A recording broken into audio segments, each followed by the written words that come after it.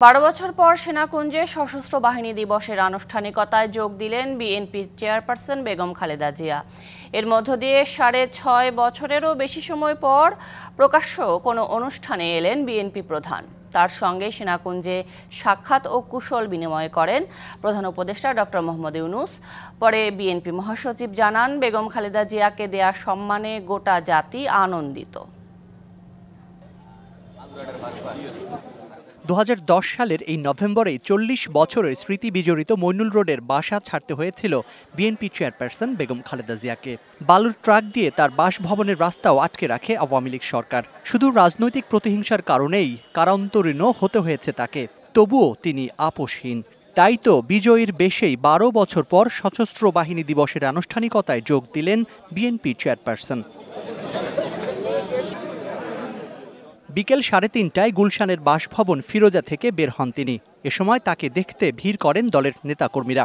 40 বছরের স্মৃতি বিজড়িত যে বাসভবন ছিল দেশনেত্রী বেগম খালেদা জিয়া গণতন্ত্রের মাতা, শহীদ প্রেসিডেন্ট জিয়া রহমানের স্মৃতি বিজড়িত বাসভবন, সেই বাসভবন থেকে তিনি এক কাপড়ে এসেছিলেন।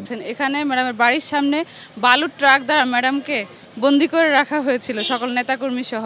তারপর থেকে কখনো ম্যাডামকে এই সমস্ত রাষ্ট্রীয় কোনো অতিথি হিসাবে ডাকা হয়নি। দীর্ঘ 12 বছর পর সেনাকুঞ্জে যাচ্ছে সশস্ত্র বাহিনী দিবস উপলক্ষে।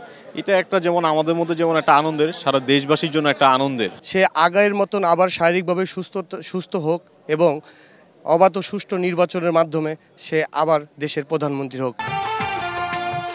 মাঠের অলরাউন্ডার আমি, আর ঘরের allrounder Tylox. Tylox toilet cleaner, clean মানেই টাইলক্স।